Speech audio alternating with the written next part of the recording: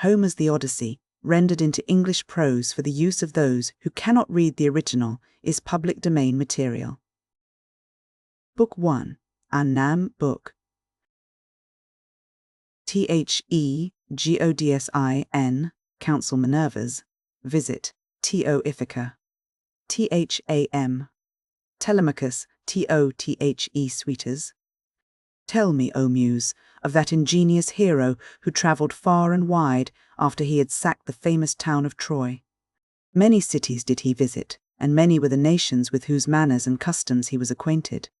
Moreover, he suffered much by sea while trying to save his own life and bring his men safely home, but do what he might, he could not save his men, for they perished through their own sheer folly in eating the cattle of the sun, god Hyperion, so the god prevented them from ever reaching home. Tell me too about all these things, O daughter of Jove, from whatsoever source you may know them. So now all who escaped death in battle or by shipwreck had got safely home except Ulysses, and he, though he was longing to return to his wife and country, was detained by the goddess Calypso, who had got him into a large cave and wanted to marry him. But as years went by, there came a time when the gods settled that he should go back to Ithaca. Even then, however, when he was among his own people, his troubles were not yet over. Nevertheless, all the gods had now begun to pity him, except Neptune, who still persecuted him without ceasing and would not let him get home.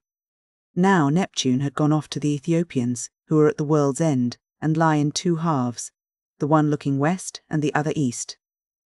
One, he had gone there to accept a hecatomb of sheep and oxen, and was enjoying himself at his festival. But the other gods met in the house of Olympian Jove, and the sire of gods and men spoke first. At that moment he was thinking of Aegisthus, who had been killed by Agamemnon's son Orestes, so he said to the other gods, "See now, how men lay blame upon us gods for what is after all nothing but their own folly. Look at Aegisthus, he must needs make love to Agamemnon's wife unrighteously, and then kill Agamemnon, though he knew it would be the death of him, for I sent Mercury to warn him not to do either of these things, inasmuch as Orestes would be sure to take his revenge when he grew up and wanted to return home. Mercury told him this in all good will, but he would not listen, and now he has paid for everything in full." Then Minerva said, "Father, son of Saturn, king of kings, it served Aegisthus right, and so it would anyone else who does as he did. But Aegisthus is neither here nor there. It is for Ulysses that my heart bleeds, when I think of his sufferings in that lonely sea-girt island, far away, poor man, from all his friends. It is an island covered with forest, in the very middle of the sea, and a goddess lives there, daughter of the magician Atlas, who looks after the bottom of the ocean and carries the great columns that keep heaven and earth asunder. This daughter of Atlas has got hold of poor, unhappy Ulysses, and keeps trying by every kind of blandishment to make him forget his home, so that he is tired of life, and thinks of nothing but how he may once more see the smoke of his own chimneys. You, sir, take no heed of this, and yet when Ulysses was before Troy, did he not propitiate you with many a burnt sacrifice? Why then should you keep on being so angry with him?" And Jove said, "My child, what are you talking about? How can I forget Ulysses, than whom there is no more capable man on earth, nor more liberal in his offerings to the immortal gods that live in heaven? Bear in mind, however, that Neptune is still furious with Ulysses for having blinded an eye of Polyphemus, king of the Cyclopemus. Polyphemus is son to Neptune by the nymph Thusa, daughter to the sea king Phorcys.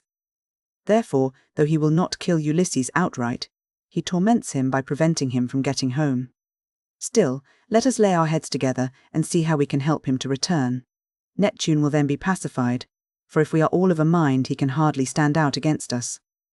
And Minerva said, "Father, son of Saturn, king of kings, if then the gods now mean that Ulysses should get home, we should first send Mercury to the Aegean island to tell Calypso that we have made up our minds and that he is to return.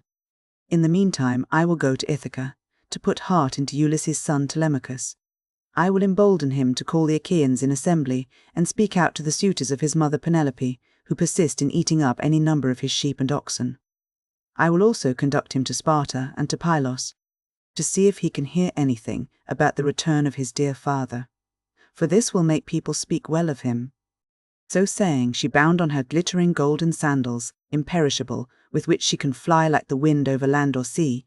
She grasped the redoubtable bronze-shod spear, so stout and sturdy and strong, wherewith she quells the ranks of heroes who have displeased her, and down she darted from the topmost summits of Olympus, whereon forthwith she was in Ithaca, at the gateway of Ulysses' house, disguised as a visitor, Mentes, chief of the Taphians, and she held a bronze spear in her hand. There she found the lordly suitors seated on hides of the oxen which they had killed and eaten, and playing draughts in front of the house. Men servants and pages were bustling about to wait upon them, some mixing wine with water in the mixing bowls, some cleaning down the tables with wet sponges and laying them out again, and some cutting up great quantities of meat. Telemachus saw her long before anyone else did. He was sitting moodily among the suitors, thinking about his brave father, and how he would send them flying out of the house if he were to come to his own again and be honoured as in days gone by. Thus brooding as he sat among them, he caught sight of Minerva and went straight to the gate, for he was vexed that a stranger should be kept waiting for admittance. He took her right hand in his own, and bade her give him her spear. "Welcome," said he, "to our house, and when you have partaken of food you shall tell us what you have come for." He led the way as he spoke, and Minerva followed him. When they were within, he took her spear and set it in the spear, stand against a strong bearing, post along with the many other spears of his unhappy father, and he conducted her to a richly decorated seat under which he threw a cloth of damask. There was a footstool also for her feet, and he set another seat near her for himself, away from the suitors, that she might not be annoyed while eating by their noise and insolence, and that he might ask her more freely about his father. A maidservant then brought them water in a beautiful golden ewer, and poured it into a silver basin for them to wash their hands, and she drew a clean table beside them. An upper servant brought them bread, and offered them many good things of what there was in the house. The carver fetched them plates of all manner of meats, and set cups of gold by their side, and a manservant brought them wine and poured it out for them. Then the suitors came in and took their places on the benches and seats. Forthwith men servants poured water over their hands, maids went round with the bread baskets, pages filled the mixing bowls with wine and water, and they laid their hands upon the good things that were before them. As soon as they had had enough to eat and drink, they wanted music and dancing, which are the crowning embellishments of a banquet, so a servant brought a lyre to Phemius, whom they compelled perforce to sing to them. As soon as he touched his lyre, and began to sing, Telemachus spoke low to Minerva, with his head close to hers that no man might hear. "I hope, sir," said he, "that you will not be offended with what I am going to say. Singing comes cheap to those who do not pay for it, and all this is done at the cost of one whose bones lie rotting in some wilderness, or grinding to powder in the surf. If these men were to see my father come back to Ithaca, they would pray for longer legs rather than a longer purse, for money would not serve them. But he, alas, has fallen on an ill fate, and even when people do sometimes say that he is coming, we no longer heed them. We shall never see him again. And now, sir, tell me, and tell me true, who you are and where you come from. Tell me of your town and parents, what manner of ship you came in, how your crew brought you to Ithaca, and of what nation they declared themselves to be, for you cannot have come by land. Tell me also truly, for I want to know, are you a stranger to this house, or have you been here in my father's time? In the old days we had many visitors, for my father went about much himself." And Minerva answered, "I will tell you truly and particularly all about it. I am Mentes, son of Anchialus, and I am king of the Taphians.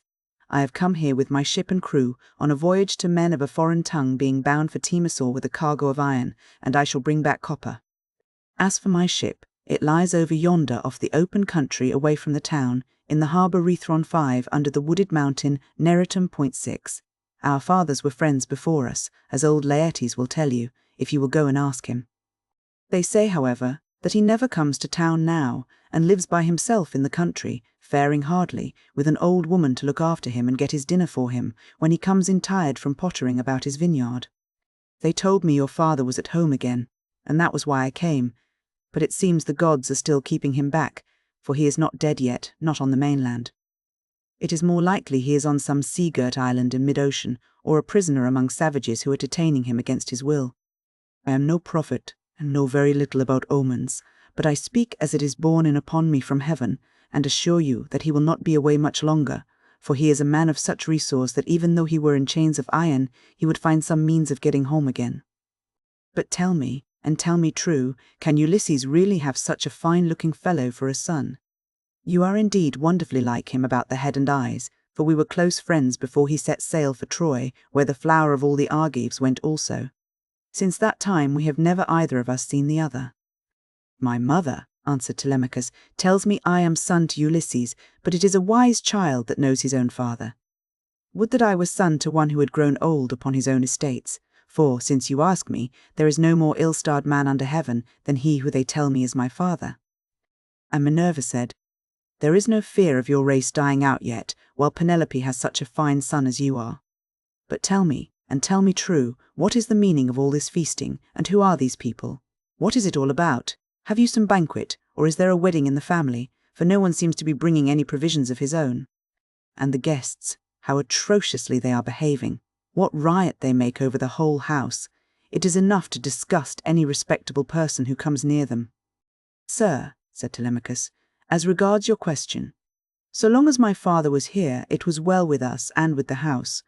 But the gods in their displeasure have willed it otherwise, and have hidden him away more closely than mortal man was ever yet hidden.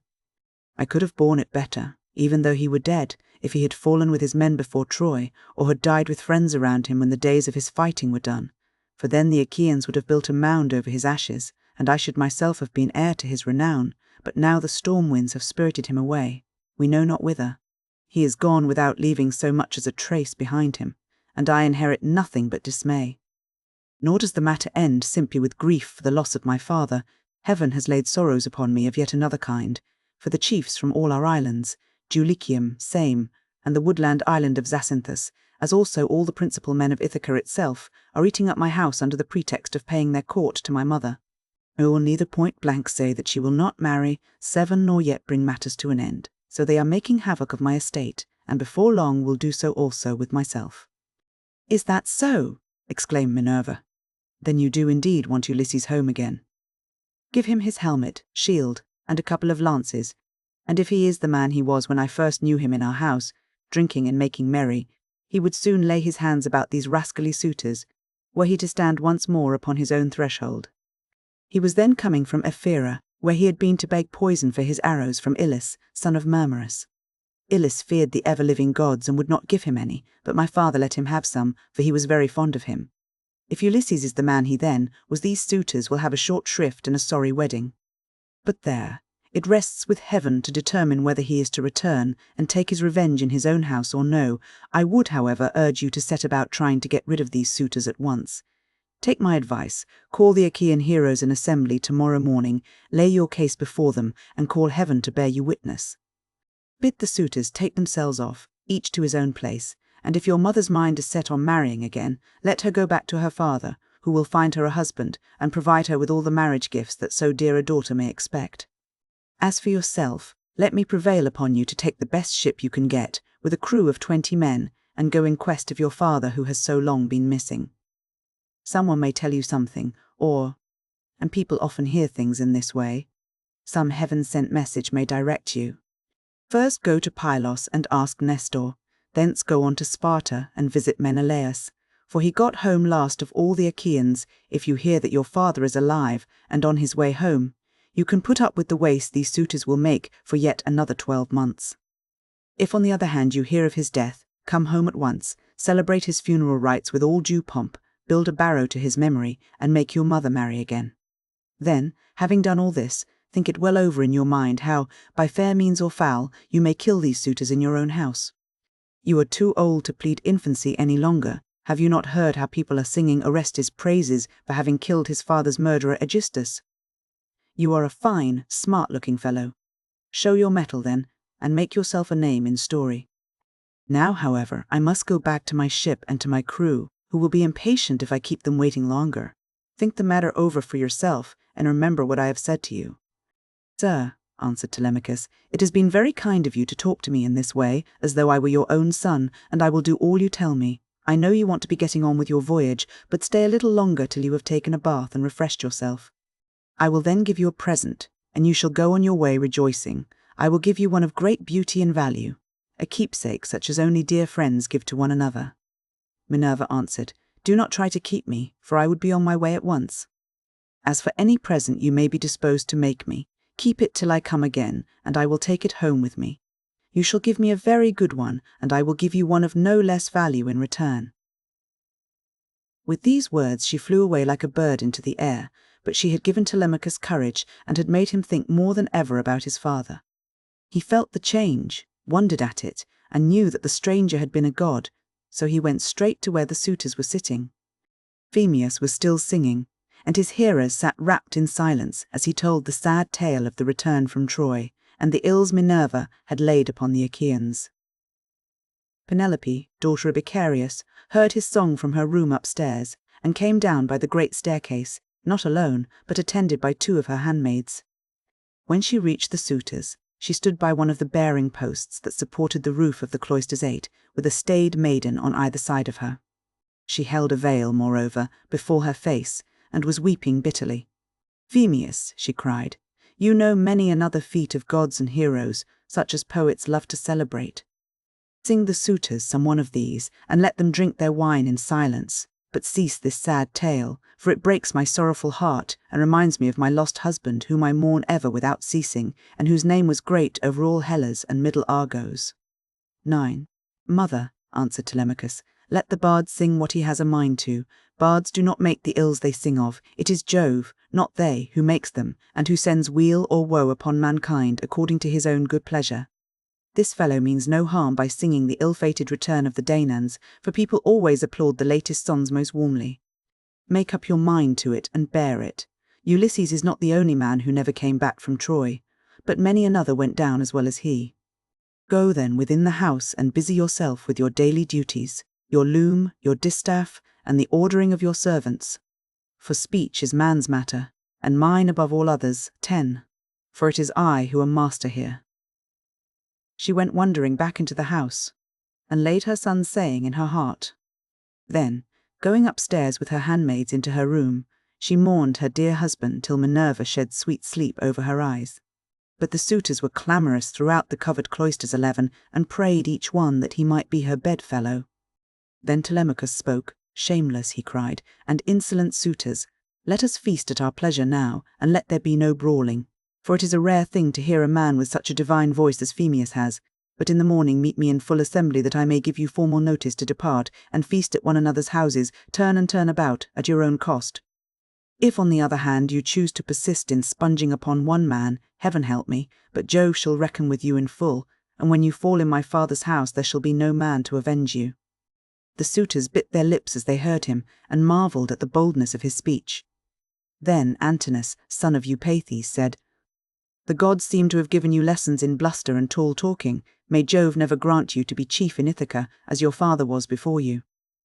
Telemachus answered, "Antinous, do not chide with me, but God willing, I will be chief too if I can. Is this the worst fate you can think of for me? It is no bad thing to be a chief, for it brings both riches and honour. Still, now that Ulysses is dead, there are many great men in Ithaca, both old and young, and some other may take the lead among them. Nevertheless, I will be chief in my own house, and will rule those whom Ulysses has won for me." Then Eurymachus, son of Polybus, answered, "It rests with heaven to decide who shall be chief among us. But you shall be master in your own house and over your own possessions. No one, while there is a man in Ithaca, shall do you violence nor rob you. And now, my good fellow, I want to know about this stranger. What country does he come from? Of what family is he, and where is his estate? Has he brought you news about the return of your father, or was he on business of his own? He seemed a well-to-do man, but he hurried off so suddenly that he was gone in a moment before we could get to know him." "My father is dead and gone," answered Telemachus, "and even if some rumour reaches me, I put no more faith in it now. My mother does indeed sometimes send for a soothsayer and question him, but I give his prophesyings no heed. As for the stranger, he was Mentes, son of Anchialus, chief of the Taphians, an old friend of my father's." But in his heart he knew that it had been the goddess. The suitors then returned to their singing and dancing until the evening, but when night fell upon their pleasuring, they went home to bed, each in his own abode. 12 Telemachus's room was high up in a tower 3 that looked on to the outer court, hither. Then he hied, brooding and full of thought. A good old woman, Euryclea, daughter of Ops, the son of Pisna, went before him with a couple of blazing torches. Laertes had bought her with his own money when she was quite young. He gave the worth of 20 oxen for her, and showed as much respect to her in his household as he did to his own wedded wife. But he did not take her to his bed, for he feared his wife's resentment. 14 she it was who now lighted Telemachus to his room. and she loved him better than any of the other women in the house did, for she had nursed him when he was a baby. He opened the door of his bedroom and sat down upon the bed as he took off his shirt to infime. He gave it to the good old woman, who folded it tidily up and hung it for him over a peg by his bedside, after which she went out, pulled the door to by a silver catch, and drew the bolt home by means of the strap 16. But Telemachus, as he lay covered with a woolen fleece, kept thinking all night through of his intended voyage and of the counsel that Minerva had given him. Book 2. Assembly OF, THE, People OF, Ithaca, Speeches OF, Telemachus ANDOF, THE, Suitors. Telemachus makes HIS preparations, AND, starts FOR Pylos, WITH, Minerva, disguised AS Mentor. Now when the child of morning, rosy-fingered dawn, appeared, Telemachus rose and dressed himself. He bound his sandals onto his comely feet, girded his sword about his shoulder, and left his room looking like an immortal god. He at once sent the criers round to call the people in assembly, so they called them, and the people gathered thereon. Then, when they were got together, he went to the place of assembly spear in hand, not alone, for his 2 hounds went with him. Minerva endowed him with a presence of such divine comeliness that all marvelled at him as he went by, and when he took his place in his father's seat, even the oldest counsellors made way for him. Aegyptius, a man bent double with age and of infinite experience, was the first to speak. His son Antiphus had gone with Ulysses to Ilius, land of noble steeds, but the savage Cyclops had killed him when they were all shut up in the cave, and had cooked his last dinner for him. 17 he had 3 sons left, of whom 2 still worked on their father's land, while the third, Eurynomus, was one of the suitors. Nevertheless their father could not get over the loss of Antiphus, and was still weeping for him when he began his speech. Men of Ithaca, he said, hear my words. From the day Ulysses left us there has been no meeting of our counsellors until now. Who then can it be, whether old or young, that finds it so necessary to convene us? Has he got wind of some host approaching, and does he wish to warn us, or would he speak upon some other matter of public moment? I am sure he is an excellent person, and I hope Jove will grant him his heart's desire. Telemachus took this speech as of good omen, and rose at once, for he was bursting with what he had to say. He stood in the middle of the assembly, and the good herald Pisna brought him his staff. Then, turning to Aegyptius, Sir, said he, it is I, as you will shortly learn, who have convened you, for it is I who am the most aggrieved. I have not got wind of any host approaching about which I would warn you, nor is there any matter of public moment on which I would speak. My grievance is purely personal, and turns on 2 great misfortunes which have fallen upon my house. The first of these is the loss of my excellent father, who was chief among all you here present, and was like a father to every one of you. The second is much more serious, and ere long will be the utter ruin of my estate. The sons of all the chief men among you are pestering my mother to marry them against her will. They are afraid to go to her father Icarius, asking him to choose the one he likes best, and to provide marriage gifts for his daughter. But day by day they keep hanging about my father's house, sacrificing our oxen, sheep, and fat goats for their banquets, and never giving so much as a thought to the quantity of wine they drink. No estate can stand such recklessness. We have now no Ulysses to ward off harm from our doors, and I cannot hold my own against them. I shall never all my days be as good a man as he was. Still, I would indeed defend myself if I had power to do so, for I cannot stand such treatment any longer. My house is being disgraced and ruined. Have respect, therefore, to your own consciences and to public opinion. Fear, too, the wrath of heaven, lest the gods should be displeased and turn upon you. I pray you by Jove and Themis, who is the beginning and the end of counsels, do not hold back, my friends, and leave me single-handed 18, unless it be that my brave father Ulysses did some wrong to the Achaeans which you would now avenge on me by aiding and abetting these suitors. Moreover, if I am to be eaten out of house and home at all, I had rather you did the eating yourselves, for I could then take action against you to some purpose, and serve you with notices from house to house till I got paid in full, whereas now I have no remedy. 19. With this Telemachus dashed his staff to the ground and burst into tears. Everyone was very sorry for him, but they all sat still, and no one ventured to make him an angry answer, save only Antinous, who spoke thus. Telemachus, insolent braggart that you are, how dare you try to throw the blame upon us suitors? It is your mother's fault, not ours, for she is a very artful woman. This 3 years past, and close on 4, she had been driving us out of our minds by encouraging each one of us and sending him messages without meaning one word of what she says. And then there was that other trick she played us. She set up a great tambour frame in her room and began to work on an enormous piece of fine needlework.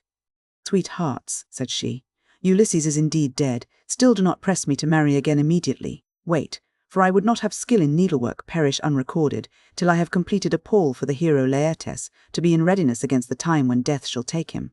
He is very rich, and the women of the place will talk if he is laid out without a pall."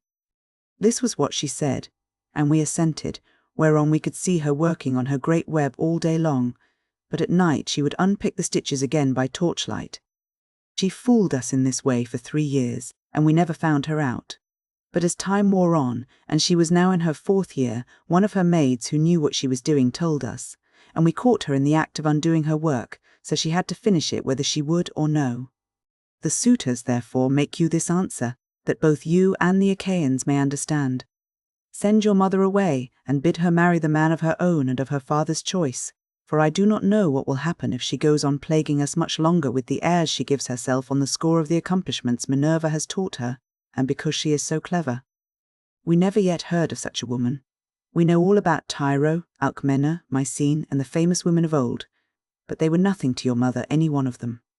It was not fair of her to treat us in that way, and as long as she continues in the mind with which heaven has now endowed her, so long shall we go on eating up your estate, and I do not see why she should change, for she gets all the honour and glory, and it is you who pay for it, not she. Understand, then, that we will not go back to our lands, neither here nor elsewhere, till she has made her choice and married some one or other of us."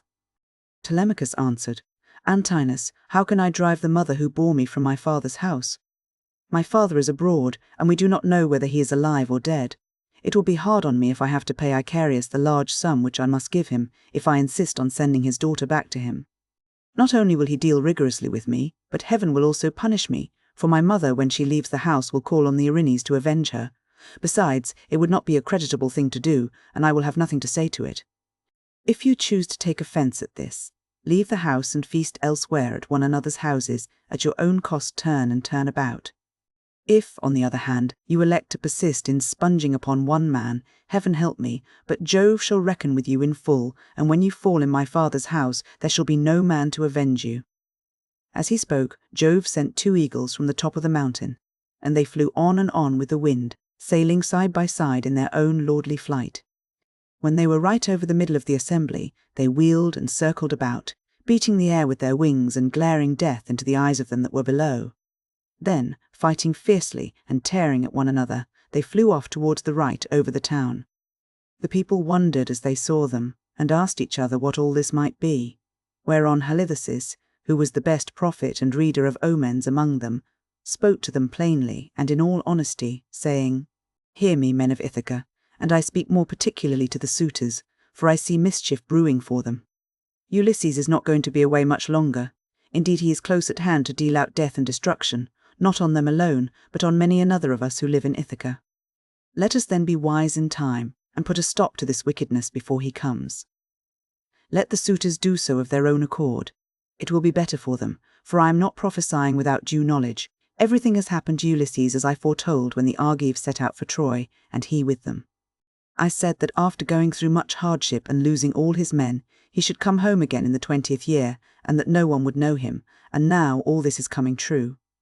Eurymachus, son of Polybus, then said, "Go home, old man, and prophesy to your own children, or it may be worse for them. I can read these omens myself much better than you can. Birds are always flying about in the sunshine somewhere or other, but they seldom mean anything. Ulysses has died in a far country, and it is a pity you are not dead along with him, instead of prating here about omens and adding fuel to the anger of Telemachus, which is fierce enough as it is. I suppose you think he will give you something for your family, but I tell you, and it shall surely be, when an old man like you, who should know better, talks a young one over till he becomes troublesome, in the first place his young friend will only fare so much the worse. He will take nothing by it, for the suitors will prevent this, and in the next we will lay a heavier fine, sir, upon yourself than you will at all like paying. for it will bear hardly upon you. As for Telemachus, I warn him in the presence of you all to send his mother back to her father, who will find her a husband and provide her with all the marriage gifts so dear a daughter may expect. Till then we shall go on harassing him with our suit, for we fear no man, and care neither for him, with all his fine speeches, nor for any fortune, telling of yours. You may preach as much as you please, but we shall only hate you the more. We shall go back and continue to eat up Telemachus's estate without paying him, till such time as his mother leaves off tormenting us by keeping us day after day on the tiptoe of expectation, each vying with the other in his suit for a prize of such rare perfection. Besides, we cannot go after the other women whom we should marry in due course, but for the way in which she treats us.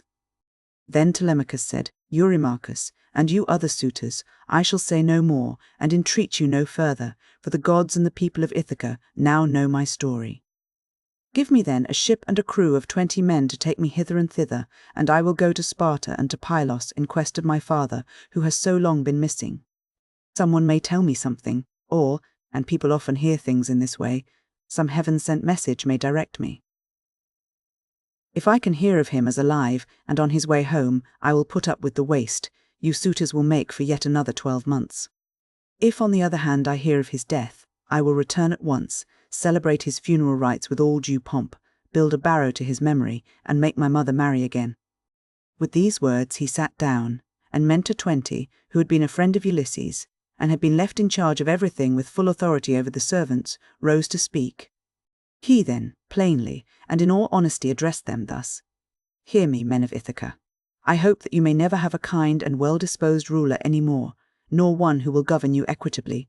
I hope that all your chiefs henceforward may be cruel and unjust, for there is not one of you but has forgotten Ulysses, who ruled you as though he were your father. I am not half so angry with the suitors, for if they choose to do violence in the naughtiness of their hearts, and wager their heads that Ulysses will not return, they can take the high hand and eat up his estate. But as for you others, I am shocked at the way in which you all sit still without even trying to stop such scandalous goings-on, which you could do if you chose, for you are many, and they are few. Leocritus, son of Evna, answered him, saying, Mentor, what folly is all this, that you should set the people to stay us? It is a hard thing for one man to fight with many about his victuals. Even though Ulysses himself were to set upon us while we are feasting in his house, and do his best to oust us, his wife, who wants him back so very badly, would have small cause for rejoicing, and his blood would be upon his own head if he fought against such great odds. There is no sense in what you have been saying.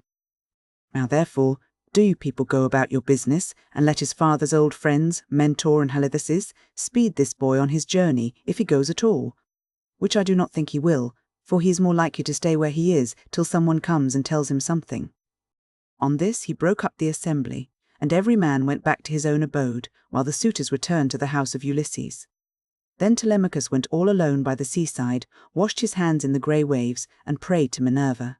Hear me, he cried, you god who visited me yesterday, and bade me sail the seas in search of my father who has so long been missing. I would obey you, but the Achaeans, and more particularly the wicked suitors, are hindering me that I cannot do so. As he thus prayed, Minerva came close up to him in the likeness and with the voice of Mentor. Telemachus, said she, if you are made of the same stuff as your father, you will be neither fool nor coward henceforward, for Ulysses never broke his word, nor left his work half done. If then you take after him, your voyage will not be fruitless.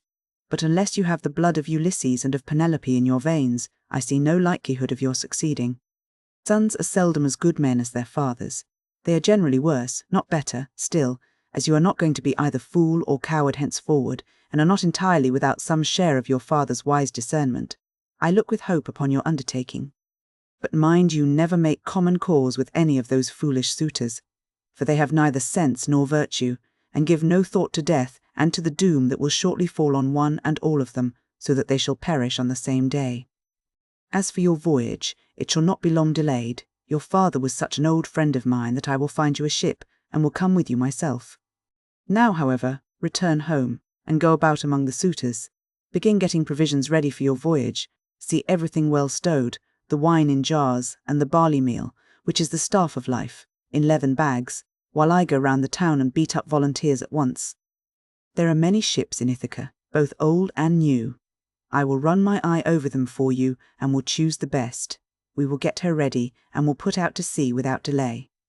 Thus spoke Minerva, daughter of Jove, and Telemachus lost no time in doing as the goddess told him. He went moodily home and found the suitors flaying goats and singing pigs in the outer court. Antinous came up to him at once and laughed as he took his hand in his own, saying, "Telemachus, my fine fire-eater, bear no more ill blood neither in word nor deed, but eat and drink with us as you used to do. The Achaeans will find you in everything, a ship and a picked crew to boot, so that you can set sail for Pylos at once and get news of your noble father." "Antinous," answered Telemachus, "I cannot eat in peace, nor take pleasure of any kind with such men as you are. Was it not enough that you should waste so much good property of mine while I was yet a boy? Now that I am older and know more about it, I am also stronger, and whether here among this people, or by going to Pylos, I will do you all the harm I can. I shall go, and my going will not be in vain, though thanks to you suitors, I have neither ship nor crew of my own, and must be passenger, not captain." As he spoke, he snatched his hand from that of Antinous. Meanwhile, the others went on getting dinner ready about the buildings, 101 jeering at him tauntingly as they did so. "Telemachus," said one youngster, "means to be the death of us. I suppose he thinks he can bring friends to help him from Pylos, or again from Sparta, where he seems bent on going. Or will he go to Ephyra as well, for poison to put in our wine and kill us?" Another said, "Perhaps if Telemachus goes on board ship, he will be like his father and perish far from his friends. In this case we should have plenty to do, for we could then divide up his property amongst us. As for the house, we can let his mother and the man who marries her have that." This was how they talked. But Telemachus went down into the lofty and spacious storeroom, where his father's treasure of gold and bronze lay heaped up upon the floor, and where the linen and spare clothes were kept in open chests. Here, too, there was a store of fragrant olive oil, while casks of old, well-ripened wine, unblended and fit for a god to drink, were ranged against the wall in case Ulysses should come home again after all. The room was closed with well-made doors opening in the middle. Moreover, the faithful old housekeeper, Euryclea, daughter of Ops, the son of Pisna, was in charge of everything both night and day.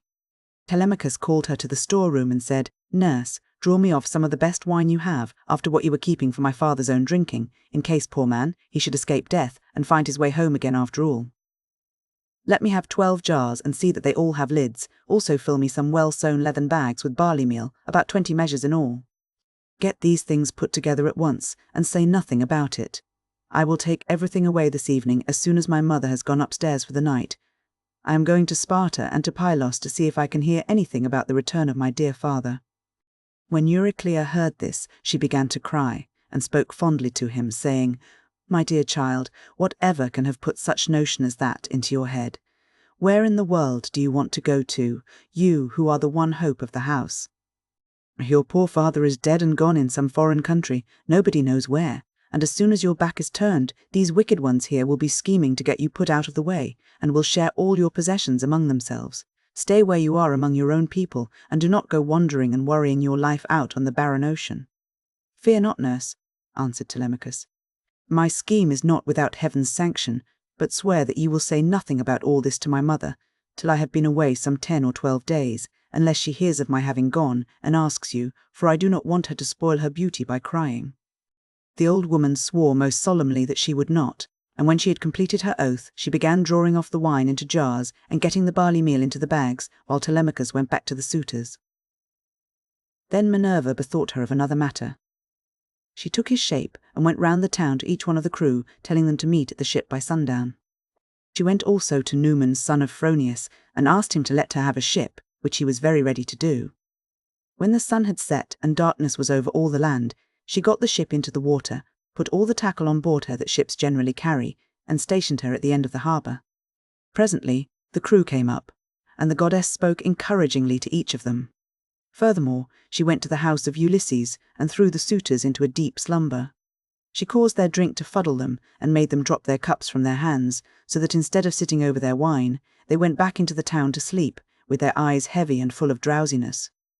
Then she took the form and voice of Mentor, and called Telemachus to come outside.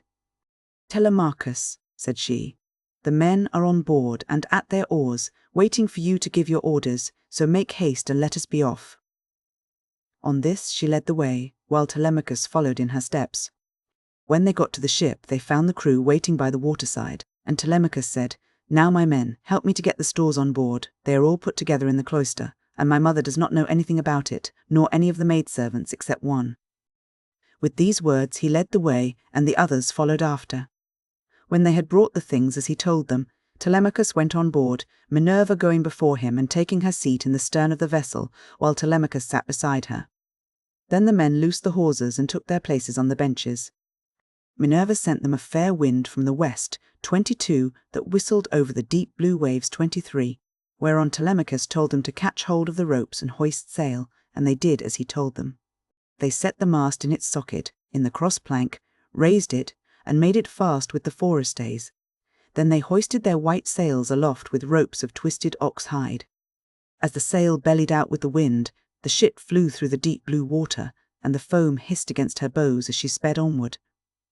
Then they made all fast throughout the ship, filled the mixing bowls to the brim, and made drink offerings to the immortal gods that are from everlasting, but more particularly to the grey-eyed daughter of Jove. Thus then the ship sped on her way through the watches of the night from dark till dawn. Book 3. Telemachus visits Nestor, A.T. Pylos. But as the sun was rising from the fair C-24 into the firmament of heaven to shed light on mortals and immortals, they reached Pylos, the city of Neleus.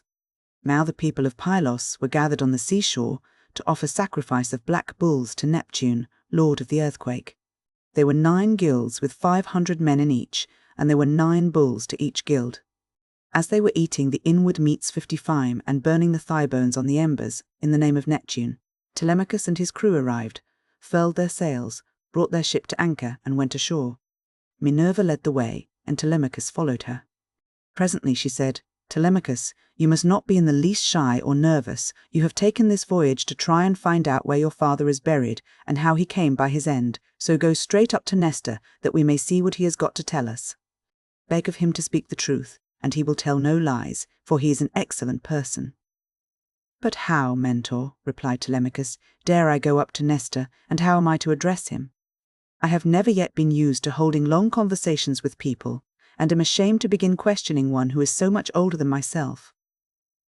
"Some things, Telemachus," answered Minerva, "will be suggested to you by your own instinct, and heaven will prompt you further, for I am assured that the gods have been with you from the time of your birth until now." She then went quickly on, and Telemachus followed in her steps, till they reached the place where the guilds of the Pylian people were assembled. There they found Nestor sitting with his sons, while his company round him were busy getting dinner ready, and putting pieces of meat onto the spits 26, while other pieces were cooking. When they saw the strangers, they crowded round them, took them by the hand, and bade them take their places.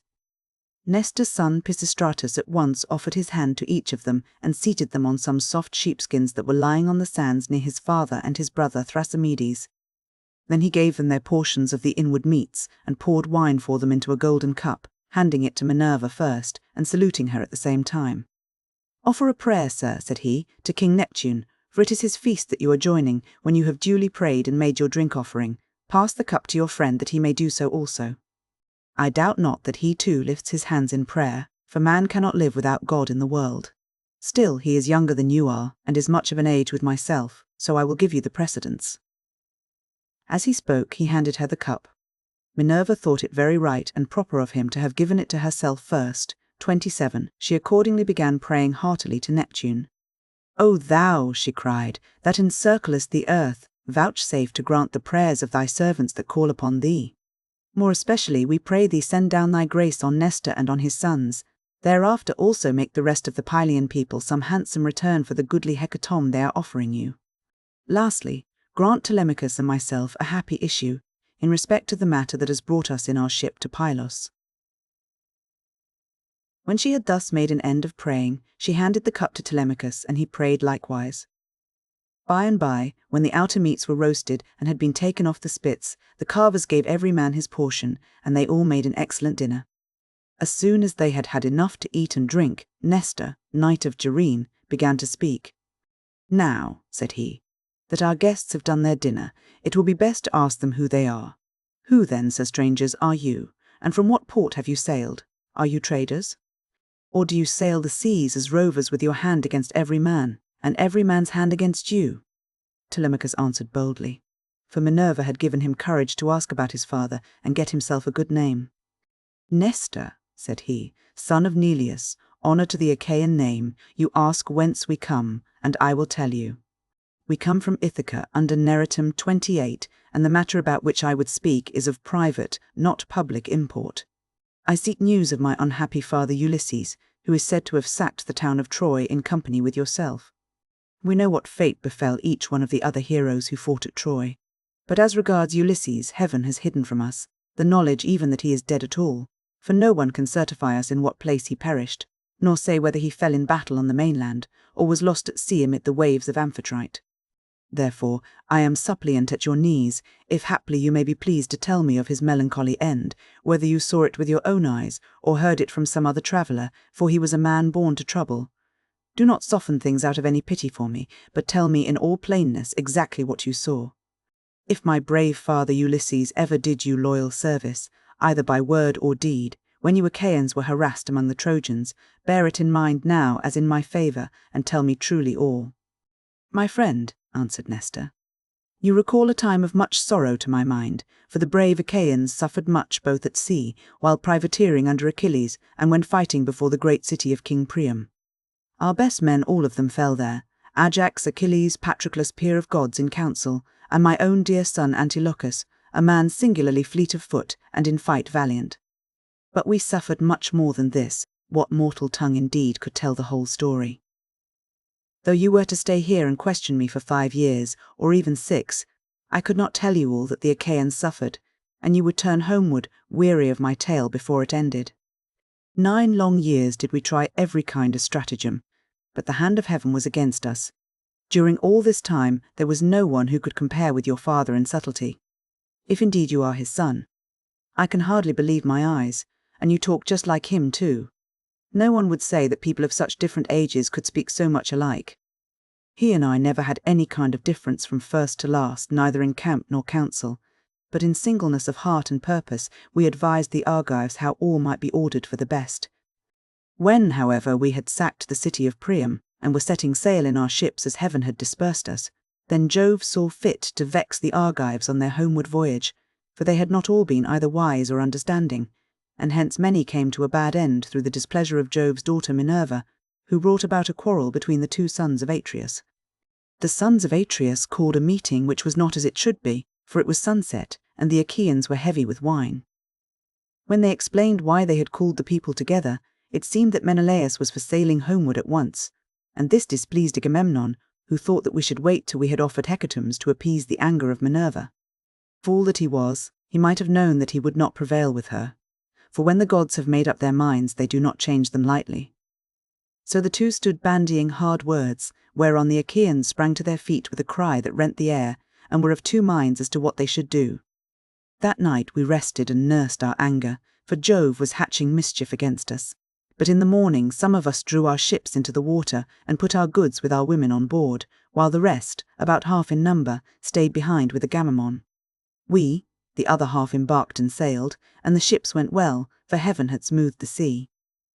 When we reached Tenedos, we offered sacrifices to the gods, for we were longing to get home. Cruel Jove, however, did not yet mean that we should do so, and raised a second quarrel, in the course of which some among us turned their ships back again, and sailed away under Ulysses to make their peace with Agamemnon. But I, and all the ships that were with me, pressed forward, for I saw that mischief was brewing. The son of Tydeus went on also with me, and his crews with him. Later on Menelaus joined us at Lesbos, and found us making up our minds about our course, for we did not know whether to go outside Chios by the island of Syra, keeping this to our left, or inside Chios over against the stormy headland of Mimas. So we asked heaven for a sign, and were shown one to the effect that we should be soonest out of danger if we headed our ships across the open sea to Euboea. This we therefore did, and a fair wind sprang up, which gave us a quick passage during the night to Gerestus 29, where we offered many sacrifices to Neptune for having helped us so far on our way. 4 days later Diomed and his men stationed their ships in Argos, but I held on for Pylos, and the wind never fell light from the day when heaven first made it fair for me. Therefore, my dear young friend, I returned without hearing anything about the others. I know neither who got home safely nor who were lost, but, as in duty bound, I will give you without reserve the reports that have reached me since I have been here in my own house. They say the Myrmidons returned home safely under Achilles' son Neoptolemus, so also did the valiant son of Poias, Philoctetes. Idomeneus, again, lost no men at sea, and all his followers who escaped death in the field got safe home with him to Crete. No matter how far out of the world you live, you will have heard of Agamemnon and the bad end he came to at the hands of Aegisthus, and a fearful reckoning did Aegisthus presently pay. See what a good thing it is for a man to leave a son behind him to do as Orestes did, who killed false Aegisthus, the murderer of his noble father. You too, then, for you are a tall, smart-looking fellow, show your mettle, and make yourself a name in story. Nestor, son of Neleus, answered Telemachus, honour to the Achaean name. The Achaeans applaud Orestes, and his name will live through all time, for he has avenged his father nobly. Would that heaven might grant me to do like vengeance on the insolence of the wicked suitors who are ill-treating me and plotting my ruin. But the gods have no such happiness in store for me and for my father, so we must bear it as best we may. My friend, said Nestor, now that you remind me, I remember to have heard that your mother has many suitors, who are ill-disposed towards you and are making havoc of your estate. Do you submit to this tamely, or are public feeling and the voice of heaven against you? Who knows but what Ulysses may come back after all, and pay these scoundrels in full, either single-handed or with a force of Achaeans behind him? If Minerva were to take as great a liking to you, as she did to Ulysses when we were fighting before Troy, for I never yet saw the gods so openly fond of anyone as Minerva then was of your father, if she would take as good care of you as she did of him, these wooers would soon some of them forget their wooing. Telemachus answered, I can expect nothing of the kind. It would be far too much to hope for. I dare not let myself think of it, even though the gods themselves willed it no such good fortune could befall me.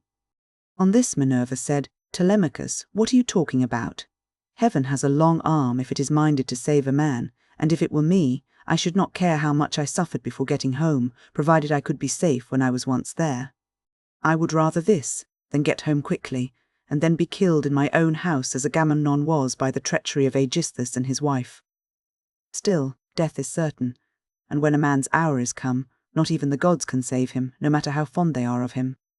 Mentor, answered Telemachus, do not let us talk about it any more. There is no chance of my father's ever coming back. The gods have long since counselled his destruction. There is something else, however, about which I should like to ask Nestor, for he knows much more than anyone else does. They say he has reigned for 3 generations, so that it is like talking to an immortal. Tell me, therefore, Nestor, and tell me true, how did Agamemnon come to die in that way? What was Menelaus doing? And how came false Aegisthus to kill so far better a man than himself? Was Menelaus away from Achaean Argos, voyaging elsewhither among mankind, that Aegisthus took heart and killed Agamemnon? I will tell you truly, answered Nestor, and indeed you have yourself divined how it all happened. If Menelaus, when he got back from Troy, had found Aegisthus still alive in his house, there would have been no barrow heaped up for him, not even when he was dead, but he would have been thrown outside the city to dogs and vultures, and not a woman would have mourned him, for he had done a deed of great wickedness. But we were over there, fighting hard at Troy, and Aegisthus, who was taking his ease quietly in the heart of Argos, cajoled Agamemnon's wife Clytemnestra with incessant flattery. At first she would have nothing to do with his wicked scheme, for she was of a good natural disposition. 30 moreover there was a bard with her, to whom Agamemnon had given strict orders on setting out for Troy, that he was to keep guard over his wife. But when heaven had counselled her destruction, Aegisthus carried this bard off to a desert island and left him there for crows and seagulls to batten upon, after which she went willingly enough to the house of Aegisthus. Then he offered many burnt sacrifices to the gods and decorated many temples with tapestries and gilding, for he had succeeded far beyond his expectations. Meanwhile, Menelaus and I were on our way home from Troy, on good terms with one another. When we got to Sunium, which is the point of Athens, Apollo with his painless shafts killed Phrontis, the steersman of Menelaus's ship, and never man knew better how to handle a vessel in rough weather, so that he died then and there with the helm in his hand. And Menelaus, though very anxious to press forward, had to wait in order to bury his comrade and give him his due funeral rites. Presently, when he too could put to sea again and had sailed on as far as the Malian heads, Jove counselled evil against him, and made it blow hard till the waves ran mountains high. Here he divided his fleet, and took the one half towards Crete, where the Sidonians dwell round about the waters of the river Iardanus. There is a high headland hereabouts, stretching out into the sea from a place called Gortine, and all along this part of the coast as far as Festus. The sea runs high when there is a south wind blowing. But after Festus the coast is more protected, for a small headland can make a great shelter. Here this part of the fleet was driven onto the rocks and wrecked, but the crews just managed to save themselves. As for the other 5 ships, they were taken by winds and seas to Egypt, where Menelaus gathered much gold and substance among people of an alien speech. Meanwhile, Aegisthus here at home plotted his evil deed.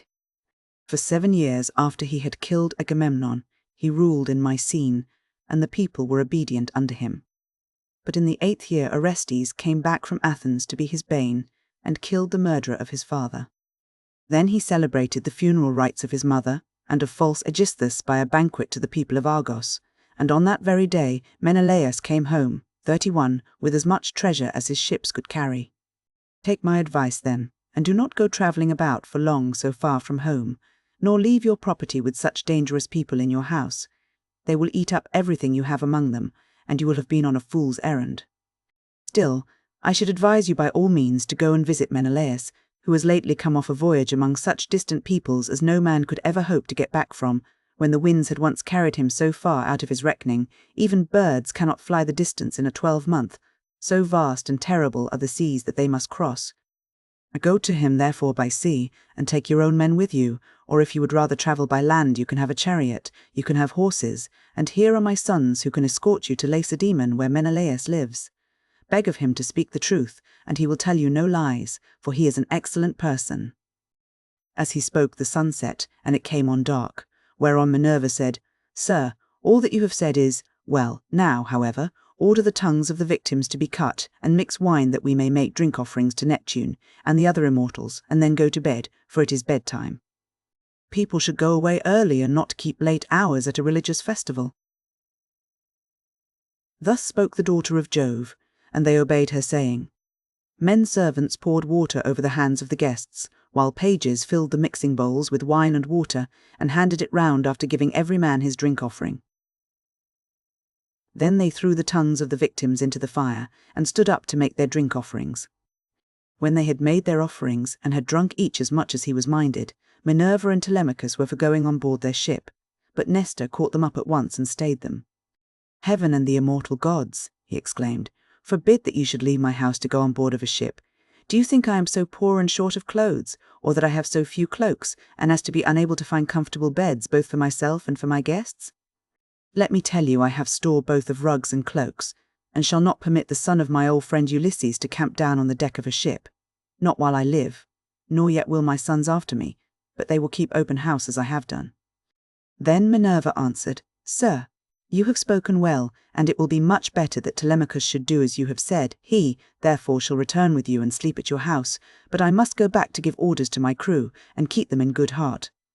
I am the only older person among them. The rest are all young men of Telemachus's own age, who have taken this voyage out of friendship, so I must return to the ship and sleep there.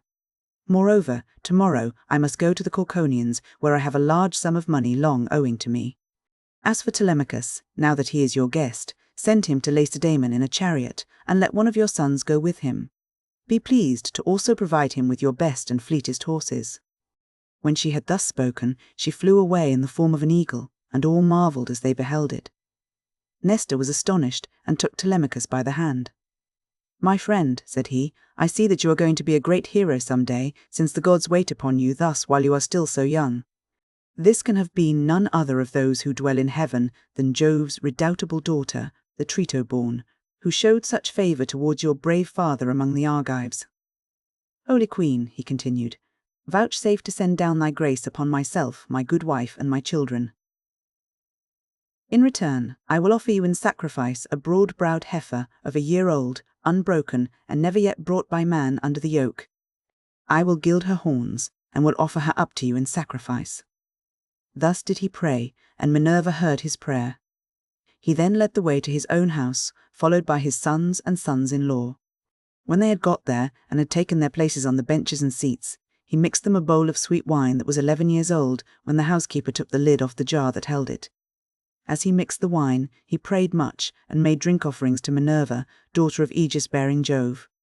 Then, when they had made their drink offerings and had drunk each as much as he was minded, the others went home to bed, each in his own abode. But Nestor put Telemachus to sleep in the room that was over the gateway along with Pisistratus, who was the only unmarried son now left him. As for himself, he slept in an inner room of the house, with the queen his wife by his side. Now when the child of morning rosy-fingered dawn appeared, Nestor left his couch and took his seat on the benches of white and polished marble that stood in front of his house. Here aforetime sat Neleus, peer of gods in council, but he was now dead and had gone to the house of Hades, so Nestor sat in his seat, sceptre in hand, as guardian of the public weal. His sons, as they left their rooms, gathered round him, Echephron, Stratius, Perseus, Aretus, and Thrasymedes. The sixth son was Pisistratus, and when Telemachus joined them, they made him sit with them. Nestor then addressed them. "My sons," said he, "make haste to do as I shall bid you. I wish first and foremost to propitiate the great goddess Minerva, who manifested herself visibly to me during yesterday's festivities. And go then one or other of you to the plain, tell the stockman to look me out a heifer, and come on here with it at once. Another must go to Telemachus's ship and invite all the crew, leaving 2 men only in charge of the vessel. Someone else will run and fetch Lersius the goldsmith to gild the horns of the heifer. The rest, stay all of you where you are. Tell the maids in the house to prepare an excellent dinner and to fetch seats and logs of wood for a burnt offering. Tell them also to bring me some clear spring water." On this they hurried off on their several errands. The heifer was brought in from the plain, and Telemachus's crew came from the ship. The goldsmith brought the anvil, hammer, and tongs with which he worked his gold, and Minerva herself came to accept the sacrifice. Nestor gave out the gold, and the smith gilded the horns of the heifer, that the goddess might have pleasure in their beauty. Then Stratius and Echephron brought her in by the horns. Aretus fetched water from the house in a ewer that had a flower pattern on it, and in his other hand he held a basket of barley meal. Sturdy Thrasymedes stood by with a sharp axe, ready to strike the heifer, while Perseus held a bucket. Then Nestor began with washing his hands and sprinkling the barley meal, and he offered many a prayer to Minerva as he threw a lock from the heifer's head upon the fire. When they had done praying and sprinkling the barley meal 3-2, Thrasymedes dealt his blow, and brought the heifer down with a stroke that cut through the tendons at the base of her neck, whereon the daughters and daughters-in-law of Nestor, and his venerable wife Eurydice, she was eldest daughter to Clymenus, screamed with delight. Then they lifted the heifer's head from off the ground, and Pisistratus cut her throat. When she had done bleeding and was quite dead, they cut her up. They cut out the thigh bones all in due course, wrapped them round in 2 layers of fat, and set some pieces of raw meat on the top of them. Then Nestor laid them upon the wood fire and poured wine over them, while the young men stood near him with 5-pronged spits in their hands. When the thighs were burned and they had tasted the inward meats, they cut the rest of the meat up small, put the pieces on the spits, and toasted them over the fire. Meanwhile, lovely Polycaste, Nestor's youngest daughter, washed Telemachus. When she had washed him and anointed him with oil, she brought him a fair mantle and shirt, 333, and he looked like a god as he came from the bath and took his seat by the side of Nestor. When the outer meats were done, they drew them off the spits and sat down to dinner, where they were waited upon by some worthy henchmen, who kept pouring them out their wine in cups of gold. As soon as they had had enough to eat and drink, Nestor said, "Sons, put Telemachus's horses to the chariot that he may start at once." Thus did he speak, and they did even as he had said, and yoked the fleet horses to the chariot. The housekeeper packed them up, a provision of bread, wine, and sweetmeats fit for the sons of princes. Then Telemachus got into the chariot, while Pisistratus gathered up the reins and took his seat beside him. He lashed the horses on, and they flew forward, nothing loath, into the open country, leaving the high citadel of Pylos behind them. All that day did they travel, swaying the yoke upon their necks, till the sun went down and darkness was over all the land. Then they reached Phere, where Diocles lived, who was son to Autolycus and grandson to Alpheus. Here they passed the night, and Diocles entertained them hospitably. When the child of morning, rosy-fingered dawn, appeared, they again yoked their horses and drove out through the gateway under the echoing gatehouse.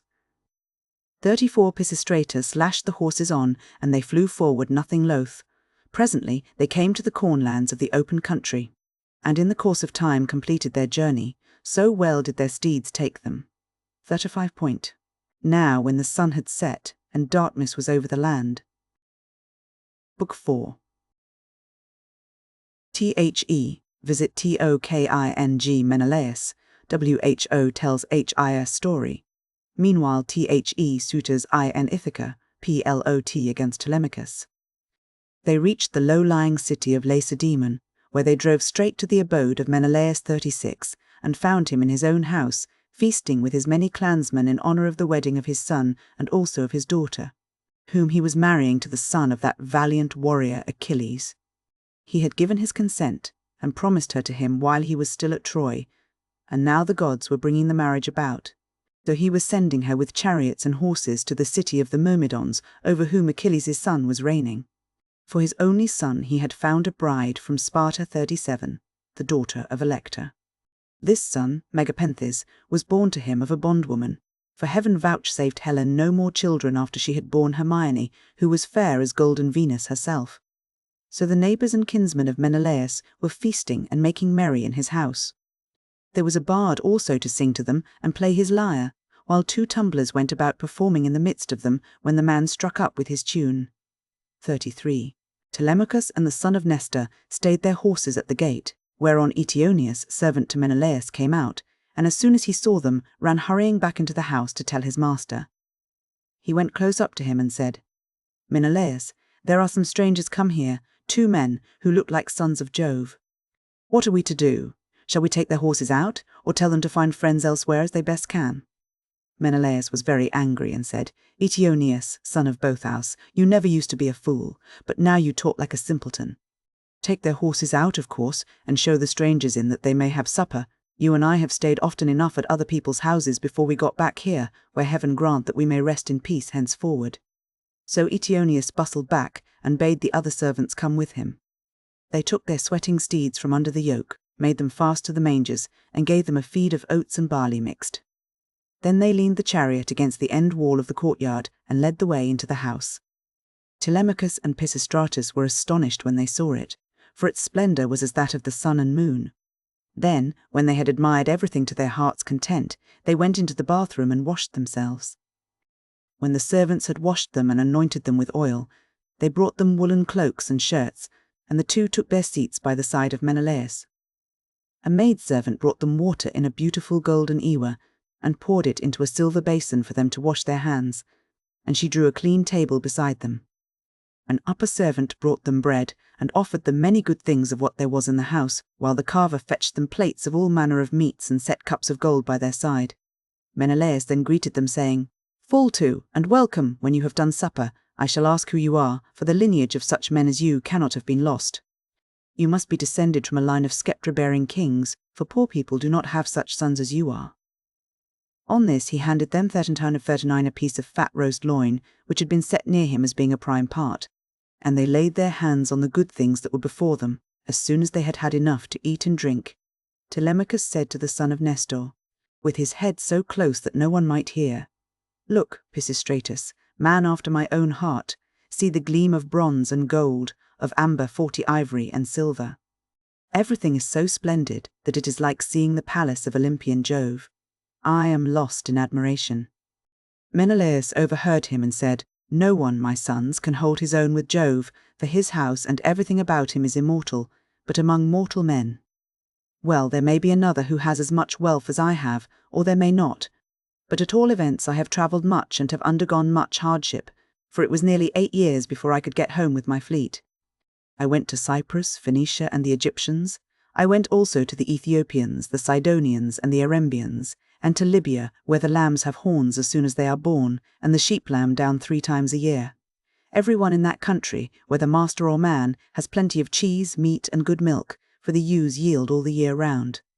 But while I was travelling and getting great riches among these people, my brother was secretly and shockingly murdered through the perfidy of his wicked wife, so that I have no pleasure in being lord of all this wealth.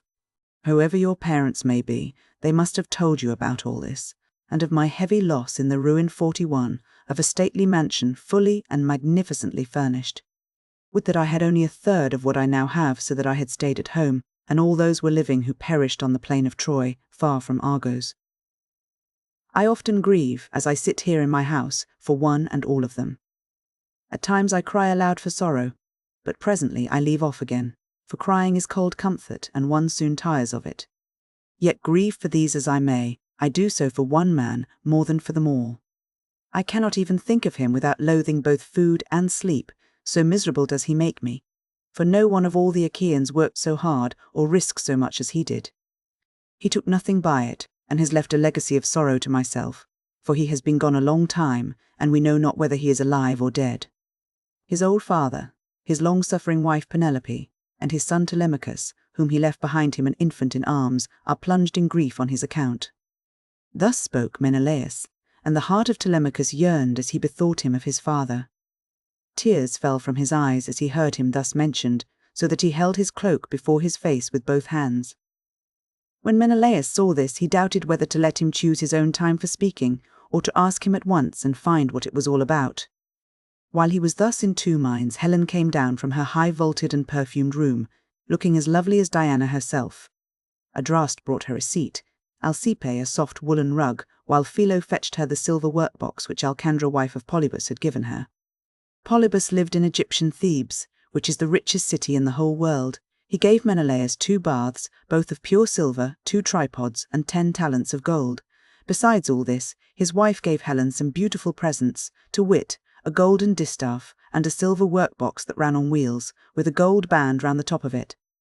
Philo now placed this by her side, full of fine spun yarn, and a distaff charged with violet-coloured wool was laid upon the top of it. Then Helen took her seat, put her feet upon the footstool, and began to question her husband. "42, do we know, Menelaus," said she, "the names of these strangers who have come to visit us? Shall I guess right or wrong? But I cannot help saying what I think. Never yet have I seen either man or woman so like somebody else. Indeed, when I look at him I hardly know what to think, as this young man is like Telemachus, whom Ulysses left as a baby behind him, when you Achaeans went to Troy with battle in your hearts, on account of my most shameless self."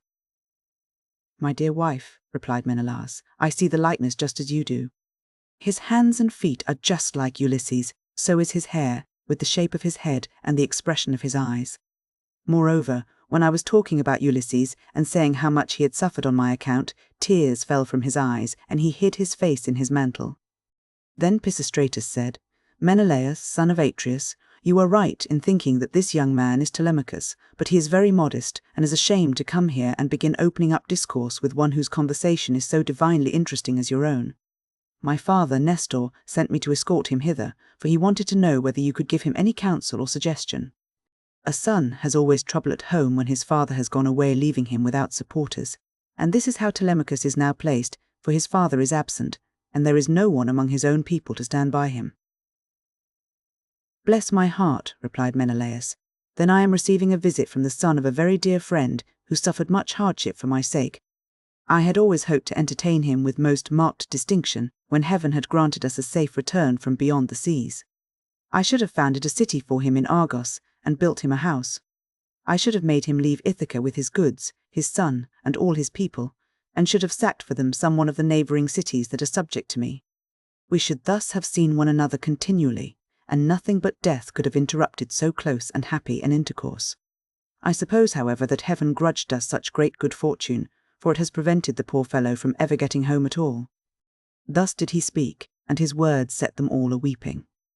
Helen wept, Telemachus wept, and so did Menelaus, nor could Pisistratus keep his eyes from filling when he remembered his dear brother Antilochus, whom the son of bright dawn had killed.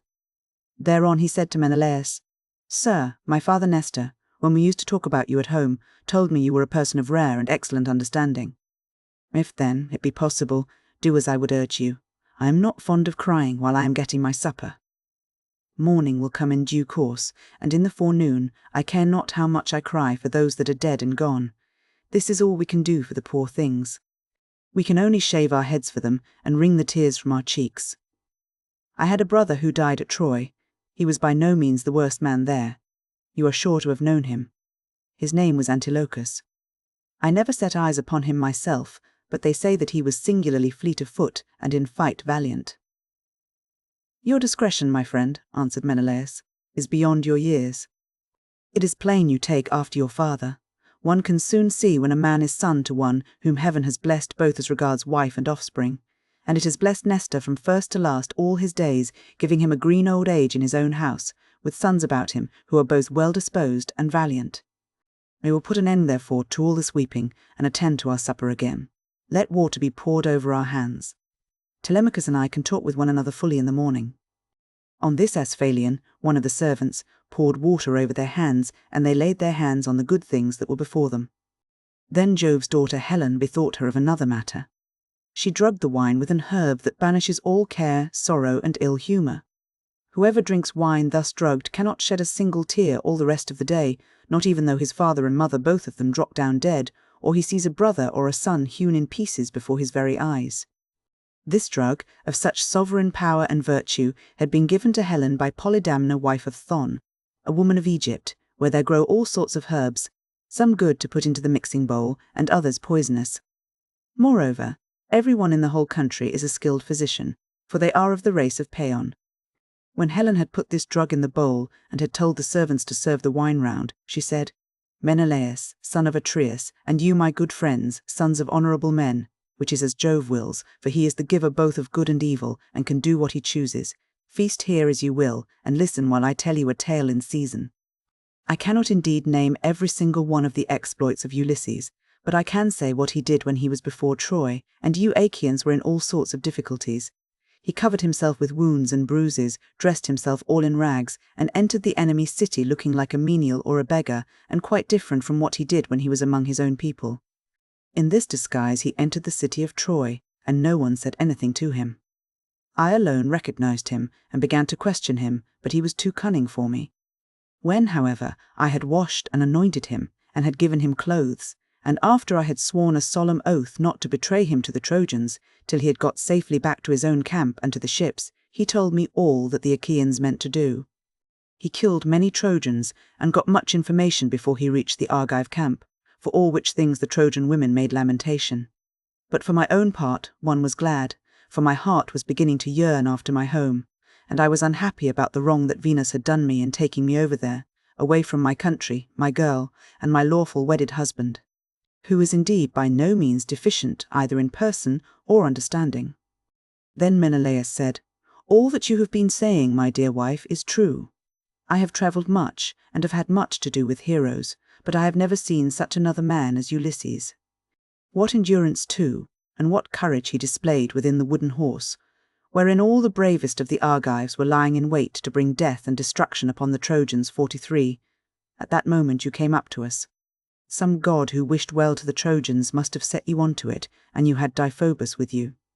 3 times did you go all round our hiding place and pat it. You called our chiefs each by his own name, and mimicked all our wives. Diomed, Ulysses, and I, from our seats inside, heard what a noise you made. Diomed and I could not make up our minds whether to spring out then and there, or to answer you from inside. But Ulysses held us all in check, so we sat quite still, all except Anticlus, who was beginning to answer you, when Ulysses clapped his 2 brawny hands over his mouth and kept them there. It was this that saved us all, for he muzzled Anticlus till Minerva took you away again." "How sad," exclaimed Telemachus, "that all this was of no avail to save him, nor yet his own iron courage. But now, sir, be pleased to send us all to bed, that we may lie down and enjoy the blessed boon of sleep."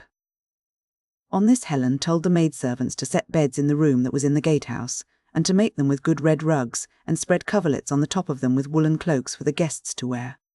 So the maids went out, carrying a torch, and made the beds, to which a manservant presently conducted the strangers. Thus then did Telemachus and Pisistratus sleep there in the forecourt, while the son of Atreus lay in an inner room with lovely Helen by his side. When the child of morning, rosy-fingered dawn, appeared, Menelaus rose and dressed himself. He bound his sandals onto his comely feet, girded his sword about his shoulders, and left his room looking like an immortal god. Then, taking a seat near Telemachus, he said, "And what, Telemachus, has led you to take this long sea voyage to Lacedaemon?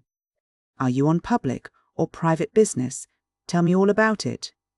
"I have come, sir," replied Telemachus, "to see if you can tell me anything about my father. I am being eaten out of house and home, my fair estate is being wasted, and my house is full of miscreants who keep killing great numbers of my sheep and oxen, on the pretence of paying their addresses to my mother. Therefore I am suppliant at your knees, if haply you may tell me about my father's melancholy end, whether you saw it with your own eyes, or heard it from some other traveller, for he was a man born to trouble. Do not soften things out of any pity for myself, but tell me in all plainness exactly what you saw. If my brave father Ulysses ever did you loyal service, either by word or deed, when you Achaeans were harassed by the Trojans, bear it in mind now as in my favour, and tell me truly all. Menelaus, on hearing this, was very much shocked. So, he exclaimed, these cowards would usurp a brave man's bed. A hind might as well lay her newborn young in the lair of a lion, and then go off to feed in the forest or in some grassy dell. The lion, when he comes back to his lair, will make short work with the pair of them, and so will Ulysses with these suitors. By Father Jove, Minerva, and Apollo, if Ulysses is still the man that he was when he wrestled with Philomelides in Lesbos, and threw him so heavily that all the Achaeans cheered him, if he is still such, and were to come near these suitors, they would have a short shrift and a sorry wedding. As regards your questions, however, I will not prevaricate nor deceive you, but will tell you without concealment all that the old man of the sea told me. I was trying to come on here, but the gods detained me in Egypt, for my hecatombs had not given them full satisfaction, and the gods are very strict about having their dues. Now off Egypt, about as far as a ship can sail in a day with a good stiff breeze behind her, there is an island called Pharos. It has a good harbour from which vessels can get out into open sea when they have taken in water. And here the gods becalmed me 20 days without so much as a breath of fair wind to help me forward. We should have run clean out of provisions, and my men would have starved, if a goddess had not taken pity upon me and saved me in the person of Ithaca, daughter to Proteus, the old man of the sea, for she had taken a great fancy to me. She came to me one day when I was by myself, as I often was, for the men used to go with their barbed hooks all over the island in the hope of catching a fish or two to save them from the pangs of hunger. Stranger, said she, it seems to me that you like starving in this way. At any rate, it does not greatly trouble you, for you stick here day after day, without even trying to get away, though your men are dying by inches. Let me tell you, said I, whichever of the goddesses you may happen to be, that I am not staying here of my own accord, but must have offended the gods that live in heaven. Tell me, therefore, for the gods know everything, which of the immortals it is that is hindering me in this way, and tell me also how I may sail the sea so as to reach my home. Stranger, replied she, I will make it all quite clear to you. There is an old immortal who lives under the sea hereabouts, and whose name is Proteus. He is an Egyptian, and people say he is my father. He is Neptune's headman, and knows every inch of ground all over the bottom of the sea. If you can snare him and hold him tight, he will tell you about your voyage, what courses you are to take, and how you are to sail the sea so as to reach your home. He will also tell you, if you so will, all that has been going on at your house, both good and bad, while you have been away on your long and dangerous journey. Can you show me, said I, some stratagem by means of which I may catch this old god without his suspecting it and finding me out? For a god is not easily caught, not by a mortal man. Stranger, said she, I will make it all quite clear to you. About the time when the sun shall have reached mid-heaven, the old man of the sea comes up from under the waves, heralded by the west wind that furs the water over his head. As soon as he has come up, he lies down and goes to sleep in a great sea cave, where the seals, Halosydne's chickens as they call them, come up also from the grey sea and go to sleep in shoals all round him, and a very strong and fish-like smell do they bring with them. 44 early tomorrow morning I will take you to this place and will lay you in ambush. Pick out, therefore, the 3 best men you have in your fleet, and I will tell you all the tricks that the old man will play you.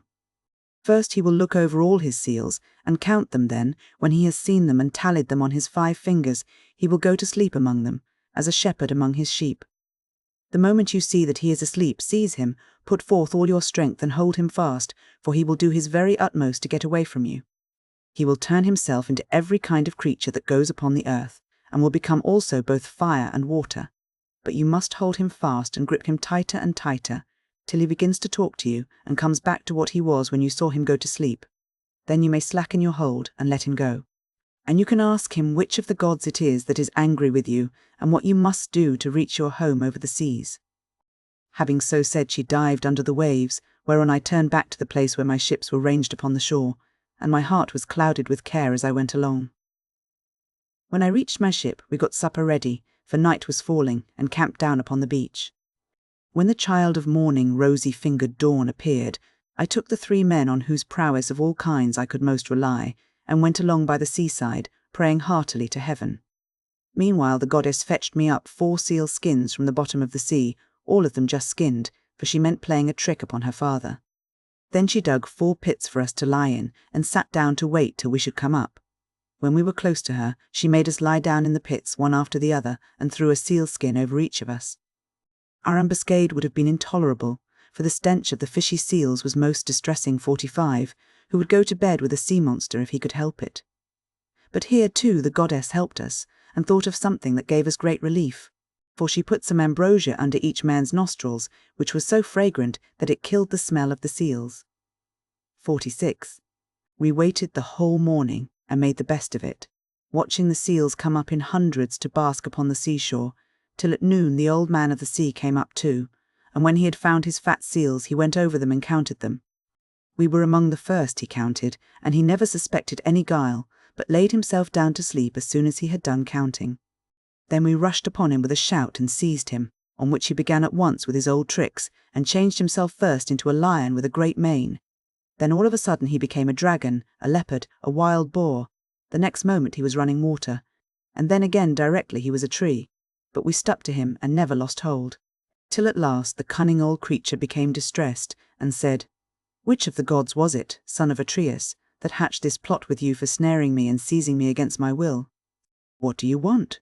You know that yourself, old man," I answered. "You will gain nothing by trying to put me off. It is because I have been kept so long in this island, and see no sign of my being able to get away. I am losing all heart. Tell me then, for you gods know everything, which of the immortals it is that is hindering me, and tell me also how I may sail the sea so as to reach my home."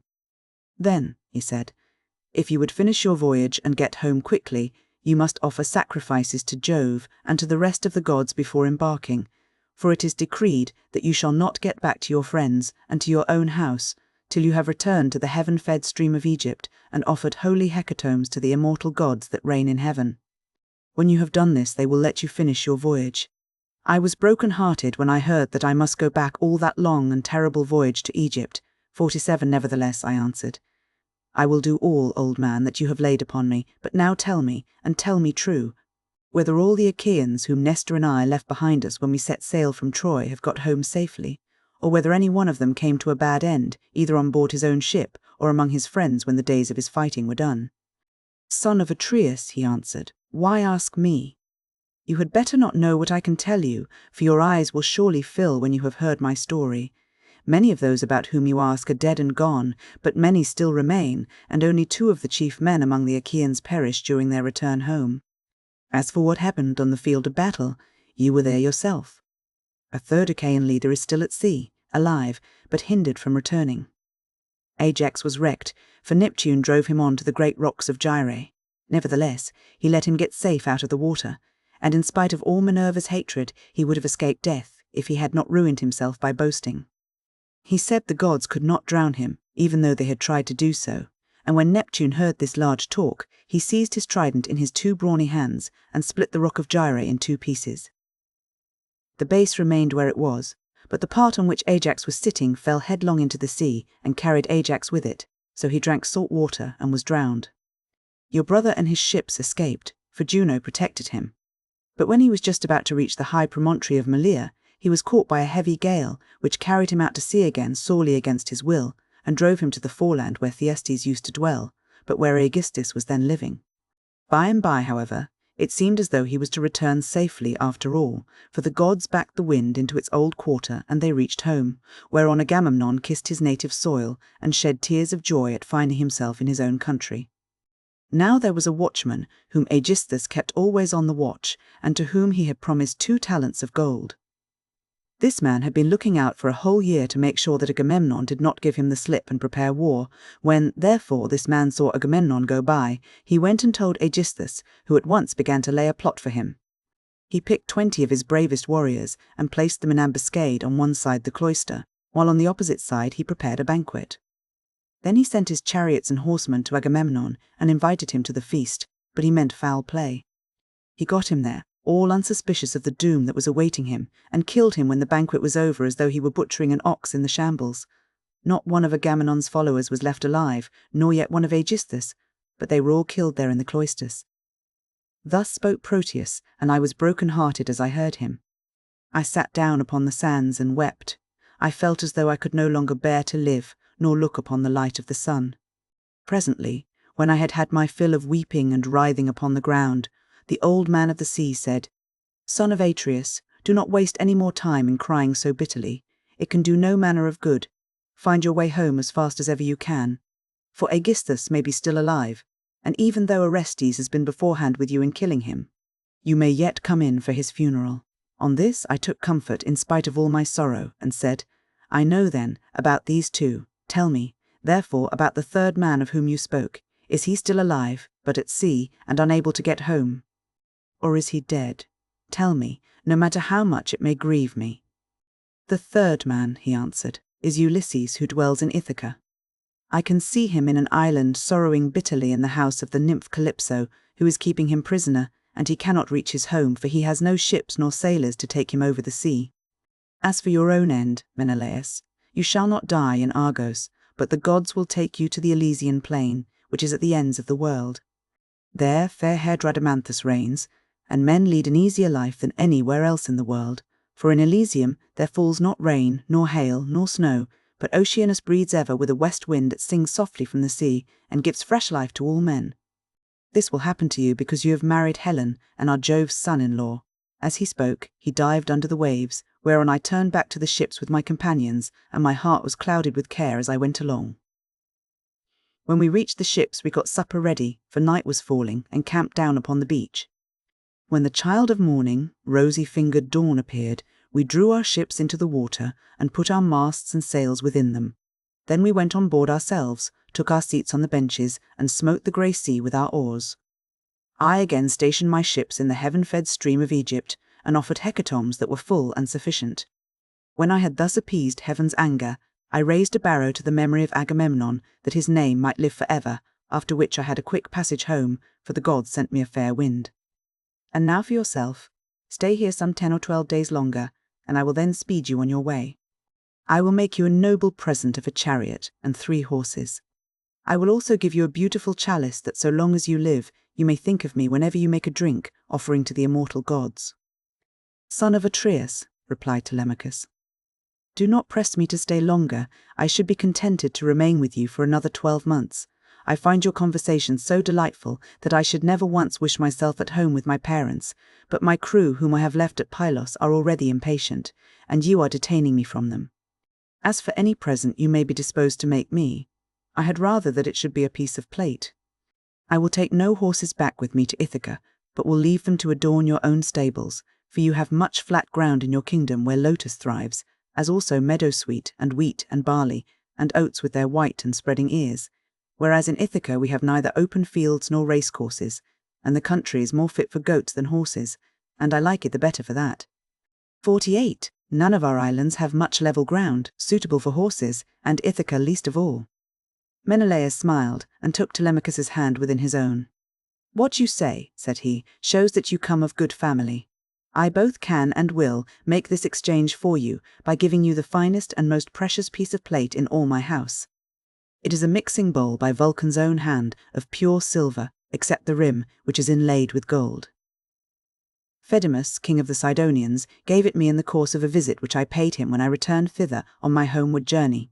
I will make you a present of it." Thus did they converse, and guests kept coming to the king's house. They brought sheep and wine, while their wives had put up bread for them to take with them, so they were busy cooking their dinners in the courts. 49. Meanwhile, the suitors were throwing discs or aiming with spears at a mark on the levelled ground in front of Ulysses's house, and were behaving with all their old insolence.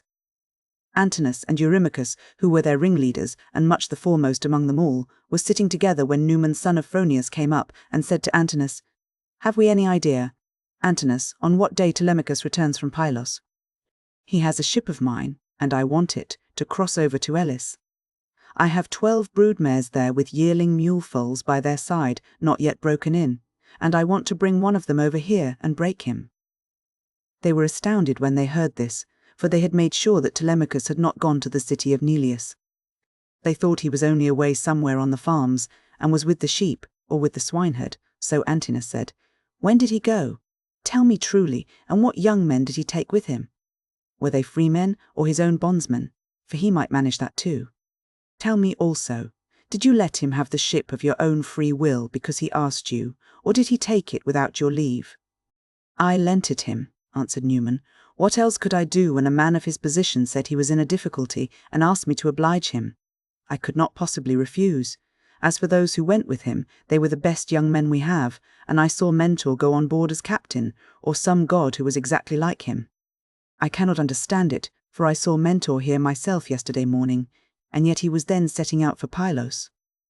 Numan then went back to his father's house, but Antinous and Eurymachus were very angry. They told the others to leave off playing, and to come and sit down along with themselves. When they came, Antinous son of Eupath spoke in anger. His heart was black with rage, and his eyes flashed fire as he said, "Good heavens, this voyage of Telemachus is a very serious matter. We had made sure that it would come to nothing, but the young fellow has got away in spite of us, and with a picked crew too. He will be giving us trouble presently. May Jove take him before he is full grown. Find me a ship, therefore, with a crew of 20 men, and I will lie in wait for him in the straits between Ithaca and Samos. He will then rue the day that he set out to try and get news of his father." Thus did he speak, and the others applauded his saying. They then all of them went inside the buildings. It was not long ere Penelope came to know what the suitors were plotting, for a manservant, Medon, overheard them from outside the outer court as they were laying their schemes within, and went to tell his mistress. As he crossed the threshold of her room, Penelope said, "Medon, what have the suitors sent you here for? Is it to tell the maids to leave their master's business and cook dinner for them? I wish they may neither woo nor dine henceforward, neither here nor anywhere else, but let this be the very last time for the waste you all make of my son's estate. Did not your fathers tell you when you were children how good Ulysses had been to them, never doing anything high-handed, nor speaking harshly to anybody? Kings may say things sometimes, and they may take a fancy to one man and dislike another, but Ulysses never did an unjust thing by anybody, which shows what bad hearts you have, and that there is no such thing as gratitude left in this world." Then Medon said, "I wish, madam, that this were all, but they are plotting something much more dreadful now. May heaven frustrate their design. They are going to try and murder Telemachus, as he is coming home from Pylos and Lacedaemon, where he has been to get news of his father." Then Penelope's heart sank within her, and for a long time she was speechless, her eyes filled with tears, and she could find no utterance. At last, however, she said, "Why did my son leave me? What business had he to go sailing off in ships that make long voyages over the ocean like seahorses? Does he want to die without leaving anyone behind him to keep up his name?"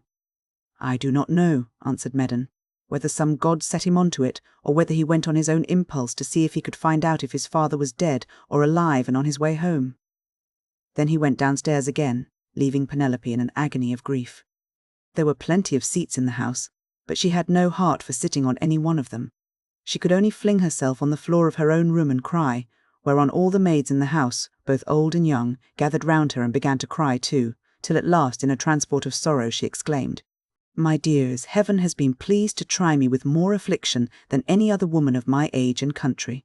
First I lost my brave and lion-hearted husband, who had every good quality under heaven, and whose name was great over all Hellas and middle Argos, and now my darling son is at the mercy of the winds and waves, without my having heard one word about his leaving home. You hussies, there was not one of you would so much as think of giving me a call out of my bed, though you all of you very well knew when he was starting. If I had known he meant taking this voyage, he would have had to give it up, no matter how much he was bent upon it, or leave me a corpse behind him, one or other. Now, however, go some of you and call old Dolius, who was given me by my father on my marriage, and who is my gardener. Bid him go at once and tell everything to Laertes, who may be able to hit on some plan for enlisting public sympathy on our side, as against those who are trying to exterminate his own race and that of Ulysses." Then the dear old nurse Euryclea said, "You may kill me, madam, or let me live on in your house, whichever you please, but I will tell you the real truth. I knew all about it, and gave him everything he wanted in the way of bread and wine, but he made me take my solemn oath that I would not tell you anything for some 10 or 12 days, unless you asked or happened to hear of his having gone, for he did not want you to spoil your beauty by crying. And now, madam, wash your face, change your dress, and go upstairs with your maids to offer prayers to Minerva, daughter of aegis-bearing Jove, for she can save him even though he be in the jaws of death. Do not trouble Laertes, he has trouble enough already. Besides, I cannot think that the gods hate the race of the son of Arcesius so much. But there will be a son left to come up after him, and inherit both the house and the fair fields that lie far all round it." With these words, she made her mistress leave off crying, and dried the tears from her eyes. Penelope washed her face, changed her dress, and went upstairs with her maids. She then put some bruised barley into a basket, and began praying to Minerva. "Hear me," she cried, "daughter of Aegis, bearing Jove, unweariable. If ever Ulysses, while he was here, burned you fat thigh bones of sheep or heifer, bear it in mind now as in my favour, and save my darling son from the villainy of the suitors." She cried aloud as she spoke, and the goddess heard her prayer. Meanwhile the suitors were clamorous throughout the covered cloister, and one of them said, "The queen is preparing for her marriage with one or other of us. Little does she dream that her son has now been doomed to die." This was what they said, but they did not know what was going to happen. Then Antinous said, "Comrades, let there be no loud talking, lest some of it get carried inside.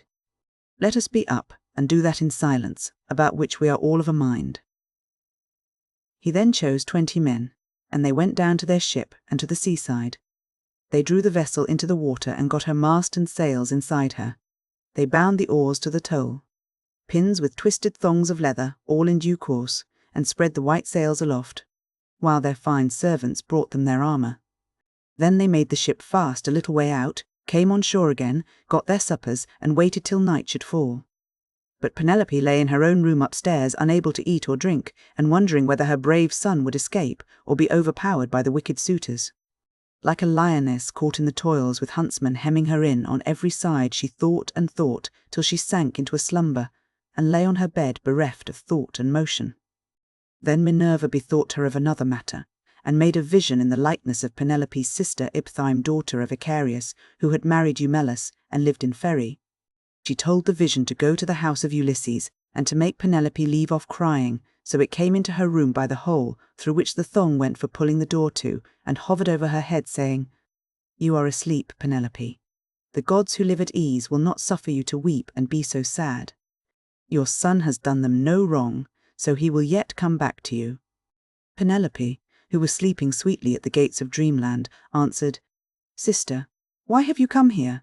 You do not come very often, but I suppose that is because you live such a long way off. Am I, then, to leave off crying and refrain from all the sad thoughts that torture me? I, who have lost my brave and lion-hearted husband, who had every good quality under heaven, and whose name was great over all Hellas and middle Argos.